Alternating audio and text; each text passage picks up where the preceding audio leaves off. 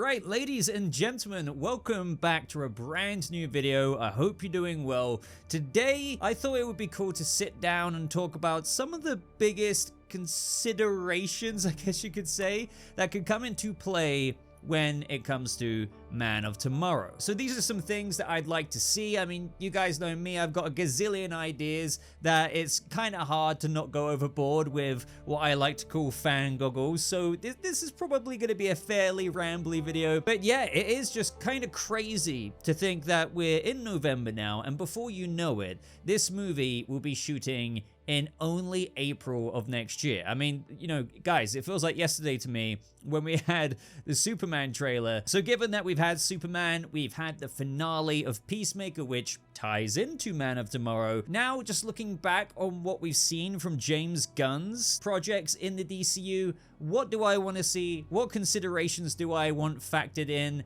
These are just some of the immediate things that I could think of in no particular order. So I'll probably have even more in the future, but also just importantly, absolutely let me know your own suggestions down in the comments below. Let's do it, Cronkite. So to start off with something simple here, but also largely debatable for many, and that is the suit, or suits. New suits, kind of. I mean, there's several thoughts about this as it applies to Luthor's Warsuit and Superman's. And technically, we have kind of already had a bit of a reveal here with the announcement of Man of Tomorrow, given that we have those drawings, the kind of concept art of Luthor and Superman, which overall just gave us the vibe of the movie and how they seem to be teaming up. And I get it, you can't please everyone. And sure, like, are there things, maybe some things that I would change about Superman's suit? Maybe, you know, here and there, maybe the texture could be a little bit different. I don't know, maybe some less lines, but not nearly to the level of what some people do. But overall, I like the suit. Oh, I'm And guess what? Sure, it's concept, like, you know, they're in the thick of pre-production right now and development on stuff like this, so it can change from that design, but it does largely look the same. I think David Corenswet's suit will largely look the same in Man of Tomorrow, and yes, I kind of low-key want it to at the same time. Yes, that means with the collar. I've seen the fan edits. I know I always inflame like this discussion whenever this gets brought up in other discussion series videos we have on the channel. But I've seen the fan edits where the collar's removed. Any and all lines are removed. And it's nothing but like almost this skin tight spandex. And look, I get it. Like we all like Superman, Richard Donner Superman, Christopher Reeves Superman. But I've always said that I guarantee you, if that suit came out in 2025 in like a Marvel movie or a DC movie, like something like that, people, I'm not saying for its time it wasn't iconic. Please don't misconstrue what I'm saying, but let's not pretend like if something like that came out today, people would be like, where's the, you know, more kind of modern day costume design to it and stuff like that. So Superman suit in Man of Tomorrow, could there be tweaks? Yes, there could be some minor tweaks that you could expect, but largely when I'm talking about the things I would want to see in Man of Tomorrow, like the considerations, one of the considerations is if the suit didn't change that much, I wouldn't mind. Now, Lex Luthor's Warsuit, this one's pretty simple for me. If it looked like what it looks like truly in that kind of concept art, I would be very, very happy. I really, really would. I don't really have a massive like drop down list of things that have to be on this Warsuit. As long as you have Luthor in something that looks pretty much like an influence of various popular Warsuits from the comics, and that one does, and you maybe, you know, have Superman help him build it after all, because you have him with the screwdriver, and, you know, this could get into the Fortress of Solitude, and, you know, there's all kind of rabbit holes you can go down there. And seeing that in live action, maybe a bit of marrying the Hammer of Baravia armor with some of the Raptors, the Lex Troopers in Superman. You know, you can kind of vibe what we might be getting here. It would be pretty sick to see a battle-damaged version of Superman's suit. I know we technically saw that with the Kaiju, but, you know, I think a lot of people want to see a few shreds here and there in modern superhero films, and I think that would definitely be cool. A little bit of a tattered cape, you know what I'm saying? But the next consideration is, of course, the villain. And oh man, like, we're probably gonna waffle on quite a bit about this in the video. But to start off with here, I think I'll just go ahead and say, Brainiac, just to be simple. Son of Krypton, and knowledge is power. If I ask myself if I could push a button right now for which villain it could be out of a lineup of a few of them, for Man of Tomorrow specifically, not necessarily big bad of the DCU or whatever, like that kind of conversation, but Man of Tomorrow, you know what? I will just pick Brainiac. I know the script revealed this picture with a brain, like the anatomy of the brain, but as we've explored before, this could just be more of a reference to Lex Luthor, like the whole brain beats bronze side of things, the Luthor highlight of this very movie. I love other villain suggestions out there, like the idea of exploring Ultra Humanite or other pretty formidable threats like Mongul, but I think we've all been itching to see for many years how an adaptation of Brainiac could finally go in live action. Now, that's not me disregarding Krypton, but you know what I mean, like Superman movie style. Then there's just like Salvation, which just ties into Man of Tomorrow, as Gunn says, but how? I love how it actually isn't clear, by the way, when considering Salvation, because that's never really any fun for us to speculate about if we knew exactly what was going on. Like, is Salvation, due to Argus's lack of due diligence, really a world that Brainiac has under his control? Is it the situation of poking the sleeping bear with every metahuman that's dropped off there? Maybe that's Brainiac, but you could also just easily say the same for if this was some kind of proto-Warworld kind of thing for Mongul. So we will do this the hard way. It must be destroyed.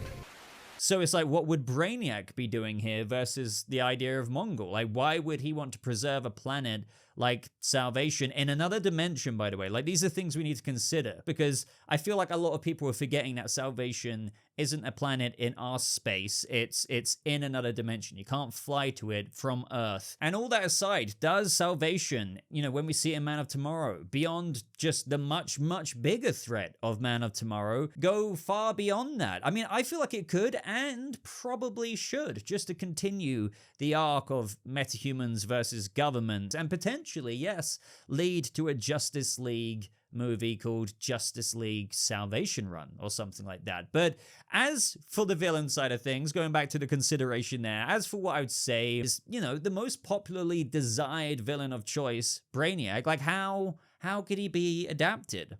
So Brainiac's history weaves in and out of various different ideas that go back a long time, so that there is a bunch of things that Gunn could do, whether he's an alien from Kolu to that of a humanoid AI version of himself, entwined with maybe just going full-on robot. Then there's ties back to originating from Krypton itself. I think no matter what, like we could kind of like nitpick and cherry pick and go over it in depth for ages for how Brainiac has been brought to fruition in the comics over the decades and decades and decades. But you guys know how it goes here. Like, there'll likely be influences of it all that is transformed into this new iteration for live action that fits specifically here, I suppose, with Gunn's vision for the DCU. But a modern iteration that injects the idea of how AI is quite a topic in our world. Infuse that, obviously, with the AI of Brainiac, maybe Kryptonian AI gone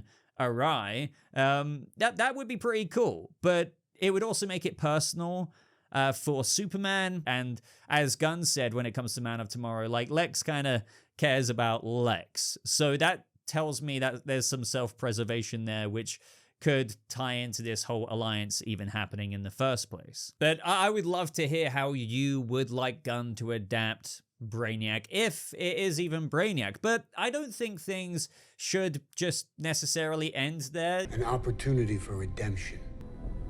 I'm listening.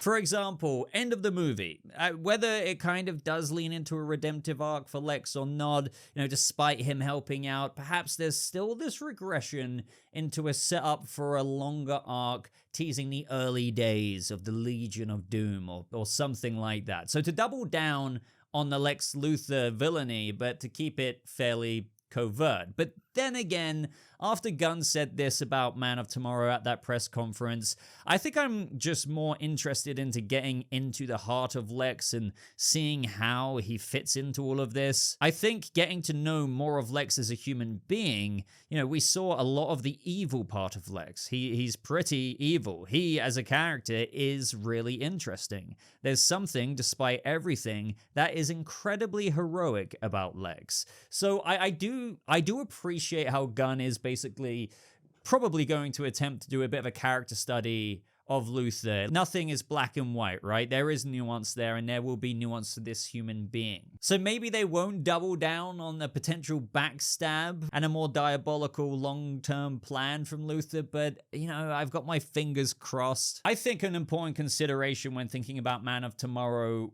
should probably be, and feel free, obviously, to expand on this, but I think maybe whoever it is, if it is Brainiac, they should wipe the floor with kind of whoever at the beginning of the movie. Perhaps that's other heroes like the Justice Gang, to not only just set up how formidable this threat is, but to even entertain the idea of approaching Luthor for his genius to be able to counteract what this villain is doing. So let's say it is Brainiac. Well, it would make sense for some existing heroes to try and do something about it, but then boom, which leads to this reluctant team up, which will naturally involve seeing Rick Flag Sr. again. And as we've even talked about on the channel before, Luthor could even agree to help on the condition that he gets full immunity, and this is how he gets back out there in the DCU again after winning the day in Man of Tomorrow. So they could still use him for future projects, obviously, and again, I would have my fingers crossed for that longer term diabolical plan now that he would technically be free. And maybe that would be publicized as well, like Lex Luthor helps save the planet with Superman. Like, that could be a bit of a PR spin. I mean, it is a bit of a long shot after he had everything exposed at the end of the Superman movie to the public, but hey, if the people of Earth saw that this man also just saved them from what would have been a pretty much sure annihilation, maybe they might change their minds about it, and Luthor could still be kind of the villain we want him to be long term. I ought to knock you a good one. Now, another consideration that I've been thinking about, another thing that I would like to see absolutely, is that since it's after Supergirl and Clark's dynamic and relationship, I would really want to be leaned in on. I mean, again, after Supergirl, I think a lot of us are expecting Supergirl to be in this movie, and to see them explored in this way, we've barely seen that other than the comics and animation, so on screen, that would be fantastic. This could allow some moments to see David Corenswet's Superman reconnect more of his Kryptonian heritage in a way that, has been a bit subverted given the events of Superman, but with the events of Supergirl, and us pretty much knowing that this movie is going to, as David Krumholtz has said, the very man playing Kara's father, Zor-El, is going to clarify what the House of El is all about. Well, that tells me that's going to clarify how not every Kryptonian was like his brother, Jor-El, and so we could get some kind of moment where Clark interacts with Kara in this way, which would be so cool. Now, you could link this to Brainiac. I know people talk about if the villain is Brainiac, could there be the whole bottled city of Kandor? Now, that would be an awesome way for Superman to reconnect with his Kryptonian heritage. It would actually be really insane. Now, I'm just not really sure about this one. I feel like if this happened, Kara would have to have known about Brainiac at some point in the past, given that Brainiac usually takes Kandor City before Krypton explodes, and when Krypton was basically exploding, that's when Argo City was yeeted out into space. So she would kind of have that education or wherewithal with regards to Brainiac before she was sent in the pod by Jor-El's brother all the way to Earth. And hey, maybe she does know about Brainiac, and maybe that could be a part of the plot of the movie. I'm not sure, but overall, this is just another thing that makes us wonder, like, is the villain of Man of Tomorrow that unites Luthor and Superman really Brainiac, though? And if it is, what kind of things could come with that? Now, another absolutely huge consideration for Man of Tomorrow is quite simply other connections and these broader characters from the DCU. Some more like obvious, but then some more like, hey, yeah, wait, when are we going to see that character? Could this be the time we could and maybe should see said character.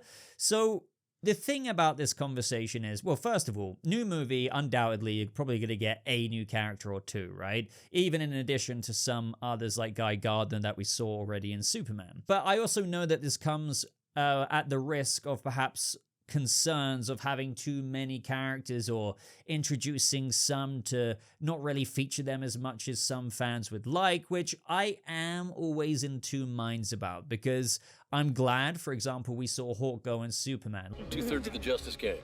2/3, we're almost there. Like, I wouldn't say, in retrospect, Gunn should have removed Hawkgirl if we didn't see that much of her anyway. No, because I still feel like the use of her character absolutely showcased that there's heroes out there doing this, that, and the other, and it kind of helped, you know, demonstrate the parameters of this DC universe and this world. And it's not exactly Hawkgirl's movie, and I think, you know, she fulfilled her role, and I don't think we needed as a requirement to see more there. Now, granted, as I say, 20 more minutes, even 10, 7, 8 more minutes of runtime could have given us a smidge more, and that would have been really appreciated. Maybe some more Hawkgirl dialogue, but I digress here. This still wouldn't really stop me from wanting to see new characters introduced in Man of Tomorrow, even with the understanding that they may not have a giant role. So I think maybe something akin to Mr. Terrific screen time would be good for a new character, but the question is, who? I mean, first character that comes to my mind, I would have to say, is I'd love to see Martian Manhunter. Like, he should be introduced for so many different reasons that feels self-explanatory to me, because I know a lot of you guys also want to see that character, and I think it would be pretty cool if, you know, they even entwined his history with Brainiac and how maybe he's been impacted by him. Again, that's assuming if we're getting Brainiac. But there are other characters which I have broached the conversation of, and I think it needs to be considered. Again, the big part of this video is considerations, but this one needs to be considered quite carefully. And I don't really know how to feel about it, to the point of where I just need your input on it. And that is Bruce Wayne, Batman. Because this is a whole other thing. Well done, Mr. Wayne. Brainiac. Like, first of all, like, gut-wise, wouldn't be against the idea of implementing Bruce Wayne or the Batman in, not the Batman, before any of you get too excited. I see you, Merger Bros, but Batman in this film.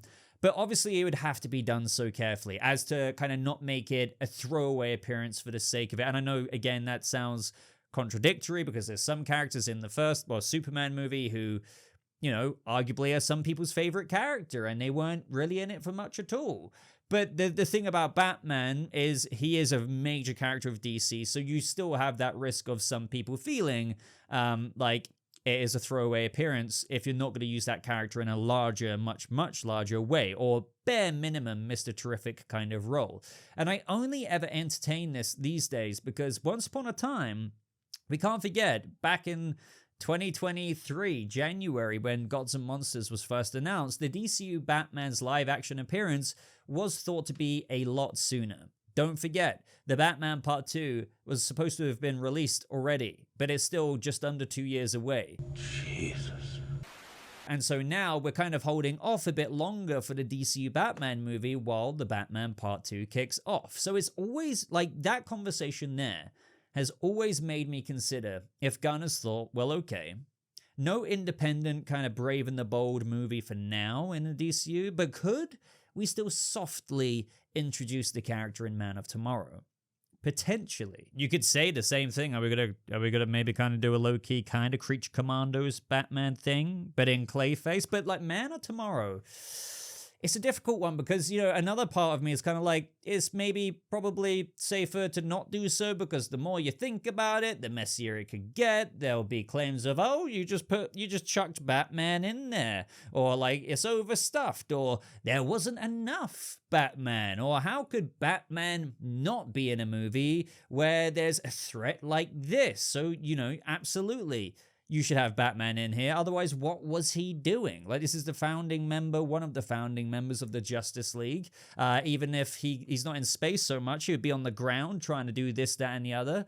So that is an important consideration. Then again, it could just be one of those things that falls on the wayside because even over in the Marvel universe, and this is in comics as well, there's a situation of like, where were the Avengers? Where was this character? Where was Spider-Man when this was happening in New York? Where was Dead? You know, that is something that plagues stories like this in comics to live action to TV shows again and again and again and again. And they might, I'm not saying it's the right thing, but they might just be like, well, we're just going to sweep that under the rug over there. Don't ask the question with that one. Like we might add a line of dialogue. Bruce was like sent back in time to prehistoric times, Grant Morrison style, and that's what he was up to. Yeah, we'll go with that. But I would love to know what you guys think. Do you think Batman should be softly, and I say softly, introduced because this is a Lex Luthor and Superman movie. There are other characters that can be introduced, like Martian Manhunter. Some may be wiped out by Brainiac, let's say, for example's sake, at the beginning to show how formidable he is, which gets that team up going, which is where you can kind of have one or two of those who are injured on the sub bench and you bring in Martian Manhunter or whatever, right? But could you bring in Bruce Wayne? Like, there is merit to the importance of how Bruce is, especially in the fantastical DC universe, not just like this sole protector of Gotham City, but again, someone who has the interests of the planet at heart as like one of the founding members of the Justice League. And we've seen that in comics, animations, you name it. So would it not be weird for him to like see Brainiac kind of in the sky or whatever and just be like, yeah, it's not my problem today. But there are other important considerations here, like Man of Tomorrow, don't forget, will be set after Lanterns. So could this be how we see John Stewart in Man of Tomorrow alongside, like he could be definitely a new character alongside another mystery character, insert character here, Martian Manhunter maybe. Like we've had acknowledgements, certain acknowledgements at least, of Man of Tomorrow when it was announced from not only Isabella Merced with literally her saying, see you soon, which is pretty damn straightforward, like yeah, I'm in this movie, but with also Aaron Pierre, which wasn't, he didn't do the same thing as Isabella Merced, but it makes you think, It wasn't exactly a see you soon, but I really like the idea of, after seeing him go from a rookie Green Lantern in a Lantern show under the Lantern legend Hal Jordan's mentorship, to interact with characters like Superman and others. Like, I really like the idea. I mean, again, I haven't seen the show yet. I don't know. I have a lot of faith in Aaron Pierre, though. And to see him in a larger movie like that with Green Lantern constructs, again, let's just say Guy Gardner's on a bit of the sub bench because maybe his cocky ass basically went up there and tried to bitch slap Brainiac, but it didn't end up too well for him. Bring in the rookie, man, and let's see what he can do, especially after we potentially see him kick ass in Lanterns. Sorry I'm late. There was an uprising near Rigel 9. Another consideration, I think a lot of people will agree with this one, maybe not, but a slower paced movie.